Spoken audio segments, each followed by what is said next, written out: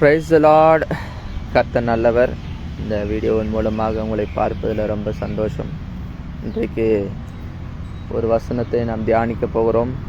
1 பேதுரு 1 அதிகாரம், இது 3வது அதிகாரம் 9வது வசனம். தீமைக்கு தீமையும் உதாசீனத்திற்கு உதாசீனத்தையும் சரி கட்டாமல் அதற்கு பதிலாக நீங்கள் ஆசீர்வாதத்தை சுதந்திரிக்கும்படிக்கு அழைக்கப்பட்டவர்கள் என்று எண்ணி அவர்களை ஆசீர்வதிங்கள். ரொம்ப அருமையான வசனம் பாருங்க.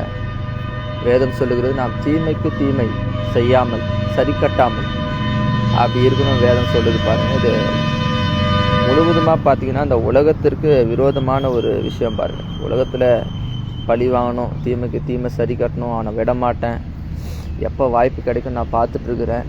ஆனால் வேதம் சொல்லுகிறது, நீங்கள் சரி கட்டாதீர்கள், தீமைக்கு தீமை சரி கட்டாதீங்க, தீமைக்கு தீமை நீங்கள் செய்ய வேண்டாம் அப்படின்னு சொல்லுது. பழி வாங்குதல் எனக்குரியது, நானே பதில் செய்வேன். அதற்கு பதிலாக நீங்கள் அவர்களை ஆசீர்வதிங்கள், உங்களை துன்பப்படுத்துகிறவர்களை ஆசீர்வதிங்கள், நிந்திக்கிறவர்களுக்காக ஜெபம் பண்ணுங்கள். இப்போ பாருங்க, நம்முடைய வாழ்க்கையில் நாம் என்ன ரிவெஞ்ச் எடுக்கிறோம்? தீமைக்கு நாம் நன்மை செய்கிறபடிக்கு அழைக்கப்பட்டிருக்கிறோம். உங்களை சபிக்கிறார்களா, அவர்களை ஆசீர்வதிங்கள். உங்களை நிந்திக்கிறார்களா, அவர்களுக்கு ஜெபம் பண்ணுங்கள். உங்கள் சத்துருக்களை சிநேகியுங்கள். ஏன்னா நாம் ஆசீர்வாதத்தை சுதந்திரிக்கும்படிக்கு அழைக்கப்பட்டவர்கள். அதை நீங்கள் நினச்சி பாருங்கன்னு ஆண்டவர் சொல்லுகிறார். அன்றைக்கு அன்பானவர்களே, இந்த வீடியோவை பார்த்து கொண்டு இருக்கிற உங்களுக்கு நான் சொல்கிறேன், நீங்கள் சரி கட்ட வேண்டாம். சரி கட்டுறது அது நம்மளே ஒரு பெரிய பாதிப்புக்குள்ளே கொண்டு போயிடும். நம்ம ஒரு கசப்பு, ஒரு எரிச்சல், இதிலே நம்மளை அப்படியே ஸ்டேக்னன்ட் பண்ண வச்சிரும் பாருங்க. அப்போ நாம் தீமைக்கு தீமை சரி கட்டக்கூடாது. அதற்கு பதிலாக நாம் ஆசீர்வதிக்க வேண்டும். பாருங்கள், மற்றவங்க நல்லா இருக்கணும் அப்படிதான் நாம் நினைக்கணும் பாருங்கள். அதற்கு பதிலாக நம்ம ஒருபோதும் நம்ம தீமைக்கு தீமை சரி கட்டிக்கிட்டு அவங்களுக்கு விரோதமாக பேசிக்கிட்டு அவங்களுக்கு விரோதமாக எண்ணங்களை கொண்டிருந்து இப்படி பண்ணும்பொழுது நம்முடைய வளர்ச்சிகள் பாதிக்கப்படும். அது நம்ம கசப்புக்குள்ளாக நடத்தும். நம்மளை நம்ம லைஃபே அது மிகப்பெரிய பாதிப்புகளை கொண்டு போயிடும். நம்மளை ஸ்பாயில் ஆக்கிடும் பாருங்கள். எனக்கு அன்பானவர்களே, இந்த வீடியோ பார்த்து கொண்டு இருக்கிற உங்களுக்கு சொல்கிறேன், கர்த்தர் நல்லவராக இருக்கிறார். உங்கள் வாழ்க்கையில் நன்மைகளை செய்கிற தேவனாக இருக்கிறார்.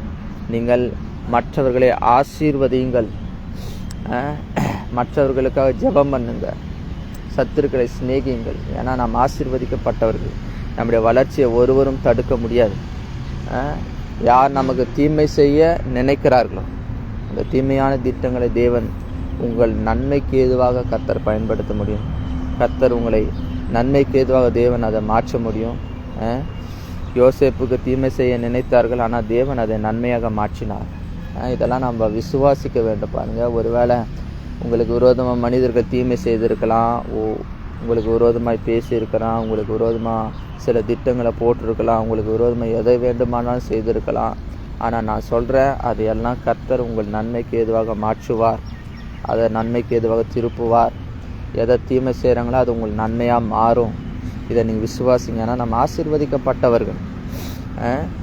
அப்போ இந்த ஒரு ஆட்டிடியூடை நம்ம வளர்த்து கொள்ளும் பொழுது நிச்சயமாகவே நம்முடைய வாழ்க்கை நல்லா சூப்பராக இருக்கும் பாருங்கள், ஆசீர்வாதமானதாக இருக்கும். அப்போ இந்த ஆட்டிடியூடை நம்ம ஒவ்வொரு நாளும் வளர்த்து கொள்ள வேண்டும். ஆசீர்வதிங்கள். மற்றவர்கள் மேலே நம்ம எரிச்சலும் கசப்பும் இருக்க வேண்டாம். அது நம்மளை ஸ்பாயில் பண்ணி நம்முடைய ஃப்யூச்சரை ஸ்பாயில் பண்ணிவிடும் பாருங்கள். அதனால் மற்றவர்களை நாம் ஆசீர்வதிப்போம், மற்றவர்கள் நல்லா இருக்கணும்னு நினைப்போம். நிச்சயமாக நாம் நல்லா இருப்போம், நம்ம பிள்ளைகள் நல்லா இருப்பாங்க, எதிர்காலம் நல்லா இருக்கும், நம்முடைய வாழ்க்கை நல்லா இருக்கும். எல்லாத்தையும் கர்த்தர் உங்கள் நன்மைக்கு ஏதுவாக திருப்புவார்.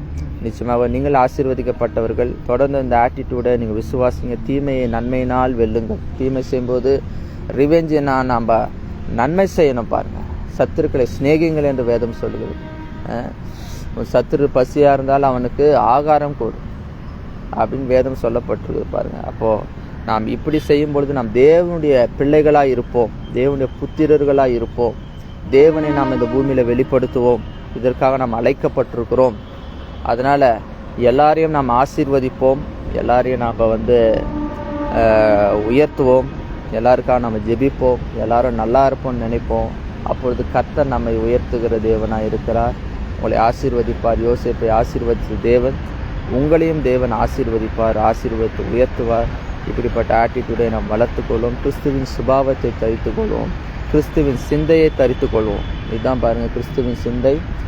ஒவ்வொரு நாளும் இப்படிப்பட்ட சுபாவத்தை நாம் வளர வேண்டும். நமக்கு எதிரியே வேண்டாம்,